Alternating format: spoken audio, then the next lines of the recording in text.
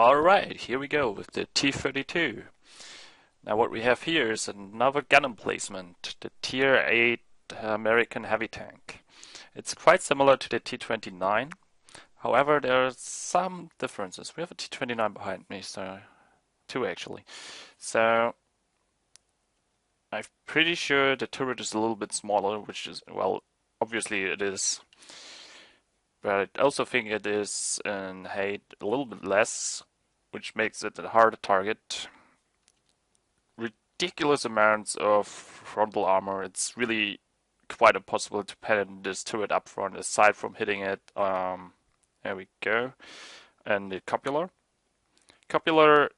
I'd say with the new accuracy patch, let's say an E50 for example, or Panther 2 will most likely hit it, a King Tiger will hit it. And IS-3 will have a hard time hitting it from time to time. I'd say one of those 3 shots will pen if the guy is lucky enough.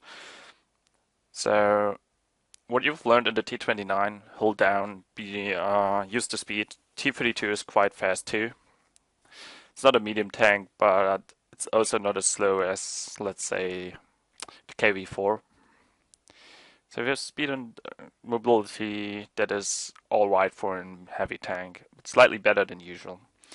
You have great frontal armor. Hull armor, well, upper hull armor can bounce a little bit, like, let's say the Tiger gun will bounce, I guess. No, Tiger gun will bounce. Unless he shoots the MG pod, which is quite easily hit because, it's big. Lower front plate is cheese. Overall for Tier 8 and the mobile gun emplacement, it's alright. Does a good job. Now the gun is the same from the T29. The 105mm gun. 198 penetration on a Tier 8 is pretty decent. 320 damage is alright. Pretty nice too. I'm going to talk about the gun later on in the second replay, which will only be for a couple of minutes, maybe 1 or 2. So let's talk about the tank a little bit more. You got 1550 hit points, which is a good amount. And I'll have to set down the sound a little bit. Sorry for that. Let's put it to 8. There we go. Now, what do we want to do with this tank? It's obviously the same what you want to do with almost every tank in the American heavy line, and that is put it hull down. Put it in a nice little hull down position. Basically, your turret should be visible. If you can even manage to try to hide the right side of your turret to make even less of the cupola visible, every little bit helps. Now, as you can see, I'm going all the way back here. Here's the thing. If a scout or a faster tank, let's say about 40 kilometers on this map, comes to the dune, he'll be faster, he'll spot you, and tanks on the ridge and the enemy artillery will be able to shoot you. Plus, there's a nice little spot over here that I think most people know by now. I'll show it to you anyway. Well, you see it. As you can see, I'm using 14 APCR. These are mostly against Tier 9 and Tier 10 tanks. Especially Tier 10 tanks you'll have problems with unless you can flank them. So I'm making my way here. Sand River is a good map for this tank. The dunes, you got the hills, you got plenty of opportunities to go hull down, which is awesome. That's something this tank excels in. As you can see, I'm returning my turret towards the IS-3, but I don't really want to shoot him. What I'm going to do now is approach him as best as I can, and then go up there. I'm kind of waiting for my allies to spot him again, but here we go. I'm waiting for my allies to spot the IS-3 again, or anything behind that dune, because that most of the time gets the enemies to focus on these guys instead of me. However, I need to get up on that hill. So I decide, screw this, if I take a hit, I take a hit. Can't really do much about that. There we go, IS-3 spots me. I think I take a hit now, yeah, there we go. That just happens. Nobody cares. So I took a hit there. this is something you have to deal with. This tank has no armor compared to other tier 8s, be it side, rear, or front. In the hull, of course. Turret is a different case, but talking about the hull here. So sometimes you might have to use your hit points to get somewhere or do something. Just how it goes. Now this tank, as all American tanks, have great gun depression, which enables them to use hills and such to a better degree than any other tank. It's quite helpful. Taking a few shots at the AMX here, taking the scout out. There we go. Now the side, well, there's an AMX 5100 over there in the Tiger piece, so I can't deal with two tanks at once. If they try to rush me, I'm gonna die. So I want to support this flank so they can be a little bit more aggressive and help me out. And hello, Mr. Comet. Thanks for showing me your side armor. Here we go again. Accuracy on this gun is pretty nice. Even on the move, I'd say accuracy is great. Damage-wise, it is also a very good gun. I'd say American guns have great penetration, good damage, and good accuracy, which makes them quite nice. Quite the all-rounder guns, most likely there. So I'm flanking these guys now. Well, this guy.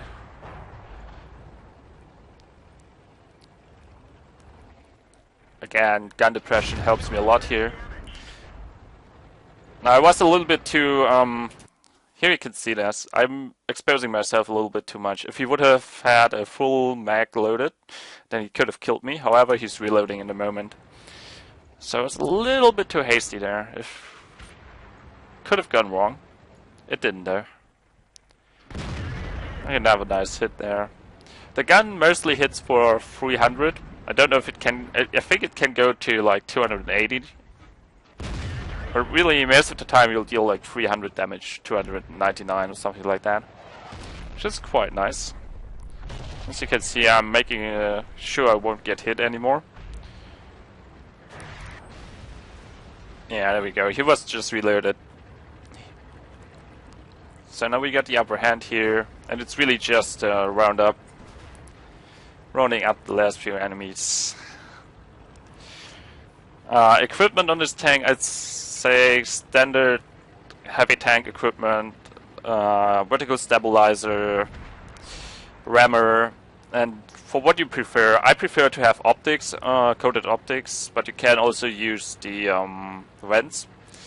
Reason for me using the optics is just because I'm paranoid and I like to have as much view range as possible.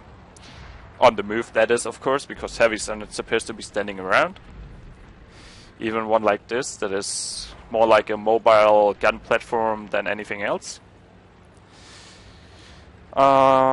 Skill-wise, I'd say the usual skills for a fast and mobile heavy tank would be good for this tank, which is a really bad shot here by me. I thought he was driving backwards a little bit more.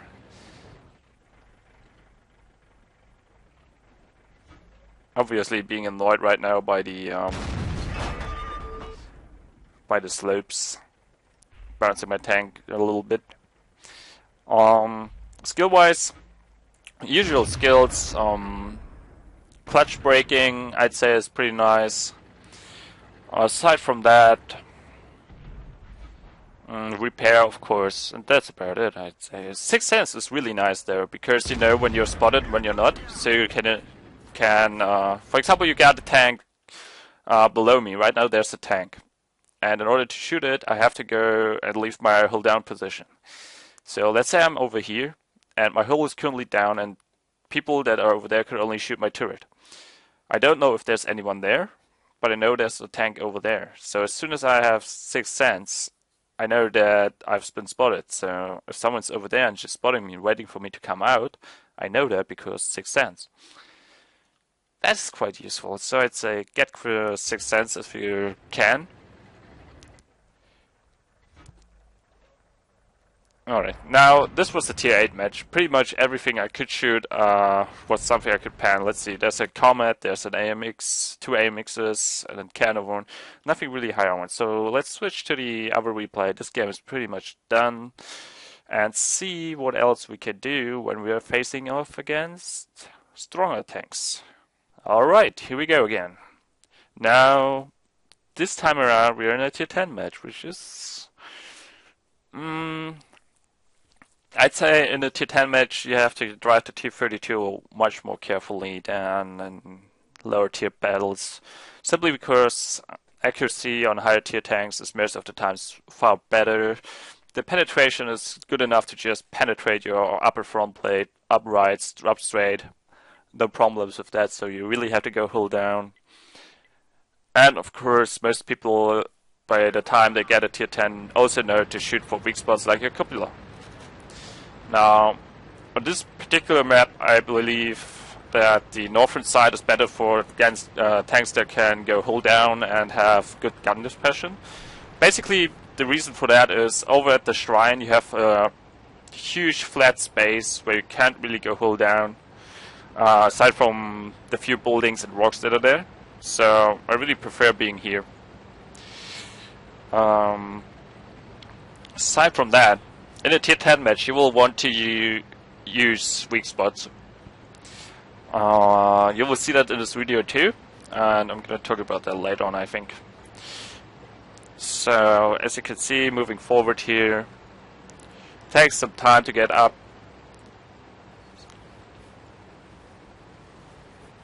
And as a good position, I'd say the best position, for example, would be over there. At the ridge, where you drive up, you can just go hull down. However, you can't fight tanks that come up. There's, let's scroll out a little bit. There we go. Now, this is where you mostly encounter the enemies. The Panther II is already in position. Here's a nice little wall you can use for hull down. I'd say use it, because here, this is more of a defensive position. Artillery can hit you over here, and pretty much the enemy tanks will be up by then. You want to stop them before they come up. So, what I'm going to do is use my tank and get behind the wall and try to be hull down. Now, let's talk about the gun. In terms of penetration, you can pen anything up to the tier 10 tank up front. Mouse tank, not so much. I'd say mouse and E100. E75 you will have problems with, but that one has a nice cupola. E100 has the optics that I think are still a weak point to some degree. Mouse tank, you might want to load APCR or flank that guy. Aside from that, it's not really a tier 10 you can't pen. They all have their weak spots. So as you can see, I'm staying on the defensive here. Where the Leopard PTE is right now, that's where all the enemy tanks are and slowly coming up. So really there's no way of advancing. This will be the field of battle. And as you can see, I'm trying to hit enemy cupolas. Got a nice hit on the T34 there. IS-7 is coming up. This is something you should... This is something I have to watch now. So try to get the T34, but I can't hit him. Taken out by the object 212. Can't support the Panther. However, what I can do in a few moments is attack that IS-7. He's slowly coming up. There we go.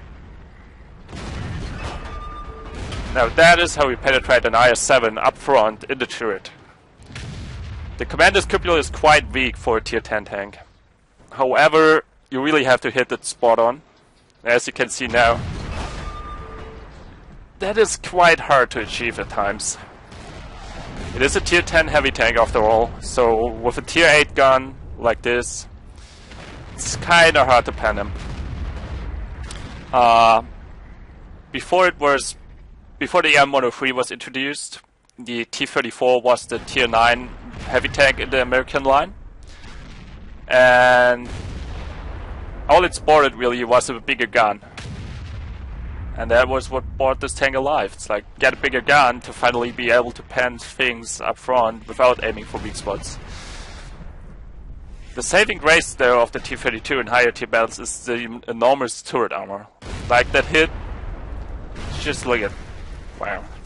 Just look at that. That's a weak spot of mine. Again, wait. Is that like the mantlet? Was that APCR or was that the weak spot? There's, well, he might. That's too low for the optics there. There we go. IS-3 taken out. See? You see that? I'm not sure. That's the mantlet, and that is the optics. I don't even know. I'm pretty sure the optics count as a weak spot that will lower the armor of the mantlet. But still, this is lower than the optics. It might have been an APCR. Yeah, unless people fling APCR at you, this tank is quite beastly with its turret armor. I'm not sure if it was APCR. Could have been. So that's basically the gun. If you aim for the weak spots, you can do quite a lot of damage. And the problem is the following. Hold down, this tank is a beast. The T34, for who played it as a tier 9, or the T30 when it was a tier 10 heavy tank, these tanks were beastly. Hold down, they could defend a whole flank all alone because nobody could pan them. And that's the problem with this tank. If you mount a gun with like 220, 230 pan on it, like the T34 gun or something like that, or something along those lines, it would become an OP tank because nothing can pan the front unless you aim for weak spots. That's ridiculous. And on tier 8 the gun is alright. I'd say for tier 8s the gun is great. For tier 9s the gun is okay. It has a few problems, but you can basically aim for the lower front plates and stuff like that and still pan them, and they won't be able to pan you reliably unless they hit the cupola every time. And on tier 10s, well, you're in a tier 8 heavy tank. You're fighting off a tier 10 heavy tank. You're not supposed to win that fight. And if you manage to do it like I did on that I-7, you can deal some damage. Let's see how this concurs. This drags on for, I'm pretty sure this drags on for quite a while, so let's speed it up a little bit, because really, right now it's basically the T32's main strength. Just shoot repeatedly, try to aim for weak spots, which I won't be able to, and shoot and stay in cover. Let's speed it up a little bit. As you can see, E100 going in there.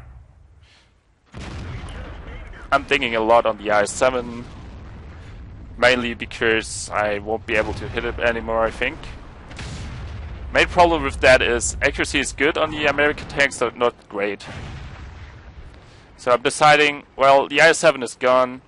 They got like only a few tanks over there. We are you're in a superiority now. So let's go with the attack. I'm trying to flank these guys.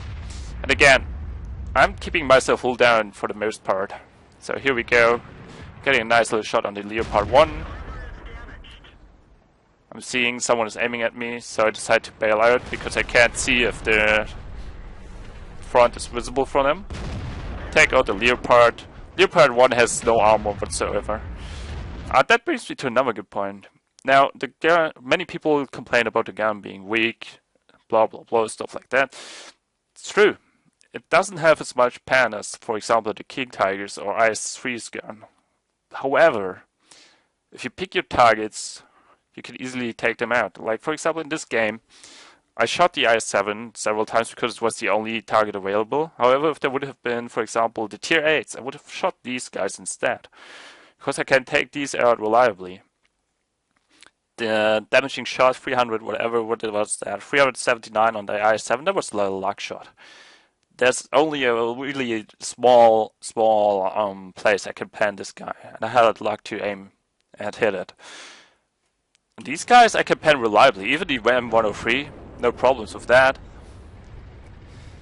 So really, what you want to do is target what you can pan instead of what you want to pan. I mean, taking out the tier 10 tank should always be the priority, but if you can't pan them up front, then you won't. Well, that's about it with this gun. I like it. T32 is a great tank.